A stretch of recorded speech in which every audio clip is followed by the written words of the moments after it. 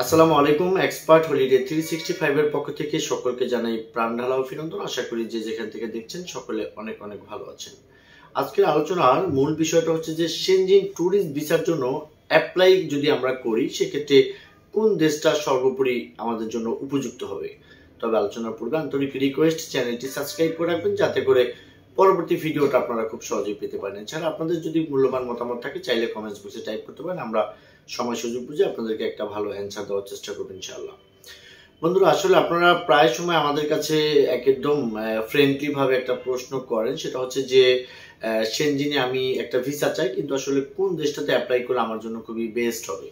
তো আসলে আমরা এক এক সময় ভিসা রেশিওর উপর ডিপেন্ড করে আসলে এক এক দেশের কথা আপনাদেরকে বলার চেষ্টা করি যখন যেটারই একটু সুযোগ থাকে।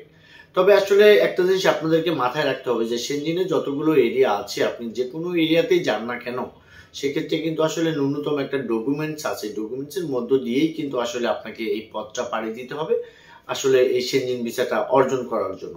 এখন ব্যাপারটা হচ্ছে যে আমাদের মাঝখান থেকে কিন্তু ম্যাক্সিমাম লোকেরই একটা ইচ্ছা থাকে যে আসলে ইতালি, ফ্রান্স, জার্মানি এই অঞ্চলটাতে কিন্তু আসলে মানুষগুলো একটু বেশি যেতে চায়, কিন্তু ভিসা রেশিও, বর্তমান পরিস্থিতি, টাইম ডিউরেশন, আর্থিক অবস্থা সবকিছু মিলে ঝিলে কিন্তু আসলে আমরা অনেক সময় সাজেস্ট করি আপনার লাটভিয়া, নেদারল্যান্ড, ফিনল্যান্ড, আইসল্যান্ড এই দেশগুলোতে।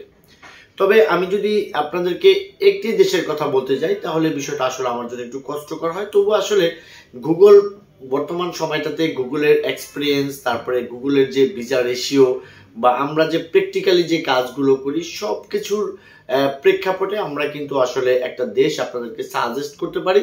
সেই দেশটার নাম হচ্ছে আইসল্যান্ড। আইসল্যান্ড সর্বোপরি সবসময় বাংলাদেশ থেকে ভিসা রেশিওর পরিমাণটা একটু বেটার থাকে, কারণ আইসল্যান্ড কিন্তু আসলে একটি দ্বীপ দেশ। আপনারা জানেন যে আসলে সেনজিন একেবারে শেষ সাইটে অবস্থিত। তো সঙ্গত কারণেই আইসল্যান্ডে বাংলাদেশ থেকে অথবা সারা ওয়ার্ল্ড থেকে অ্যাপ্লিকেন্টের সংখ্যা যদিও একটু কম আছে, কিন্তু বিপরীতে ভিসা রেশিওটা কিন্তু আসলে চমৎকার আছে। আপনি যদি আপনার পরিপাটি ডকুমেন্টস, আপনার যে ধরনের ডকুমেন্টসের এগেনস্টে আইসল্যান্ড আসলে আপনাকে এই সেনজিন ভিসাটা দেবে, সেই ডকুমেন্টসগুলো যদি আপনার কাছে থেকে থাকে তাহলে আমি বলবো যে একটি দেশ যদি আমাদের কাছে থেকে জানতে চান তাহলে আমরা আইসল্যান্ডের কথা আপনাকে বলতে পারি, বিকজ আইসল্যান্ডের ভিসা রেশিওটা সর্বসময় একটু বেটার পজিশনে থাকে। তবে হ্যাঁ, এই আইসল্যান্ডের ভিসা দিয়ে যেমনি ভাবে আপনি 27টা কান্ট্রি ভিজিট করতে পারবেন, তেমনি ভাবে আপনার এই আইসল্যান্ডে যেতে হলে আপনার প্রফেশনাল ডকুমেন্টস, আপনার ফাইন্যান্সিয়াল ডকুমেন্টস, আপনার ব্যাংক ব্যালেন্স এগুলো কিন্তু লাগবেই। যতই ভিসা রেশিও হোক না কেন, কিন্তু ডকুমেন্টস যদি আপনার কাছে না থাকে তাহলে কিন্তু আপনি সেই ভিসাটা কখনোই পাবেন না, আর এটা পাওয়ার কোনো যথেষ্ট ভালো যুক্তিও নেই। তো যাই হোক বন্ধুরা, বর্তমান সময়টাতে আইসল্যান্ডে আমরা জানি যে সুইডেন এম্বাসির মধ্য দিয়ে অ্যাপয়েন্টমেন্ট ডেট নিয়ে আপনি কিন্তু ফাইলটাকে সাবমিট করতে পারেন, অ্যান্ড দেন কিন্তু 15 দিনের ভিতরেই আপনাকে এই আইসল্যান্ডের ভিসাটা আপনি খুব সহজে হাতে পেতে পারেন।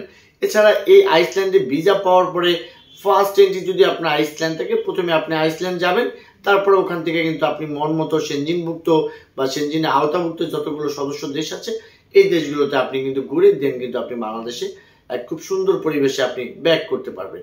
তো যাক বন্ধুরা, এই আইসল্যান্ড ট্যুরিস্ট ভিসা নিয়ে যদি আপনাদের কোনো কিছু জানার ইচ্ছা থাকে সেক্ষেত্রে স্ক্রিনে দেওয়া নাম্বারে চাইলে আমাদের সাথে অন দা কলে যোগাযোগ করতে পারবেন। এছাড়া যদি একান্ত ফাইল প্রসেস করান অথবা ডকুমেন্ট সাপোর্ট বা এম্বাসির অ্যাপয়েন্টমেন্ট এই রিলেটেড কোনো কিছু প্রয়োজন হলে ডেসক্রিপশন বক্সে থাকা অ্যাড্রেস অনুযায়ী সরাসরি আমাদের সাথে যোগাযোগ করতে পারেন। আমরা আপনাদের কন্ডিশন বুঝে ভালো একটা ফাইল করে দেওয়ার চেষ্টা করব।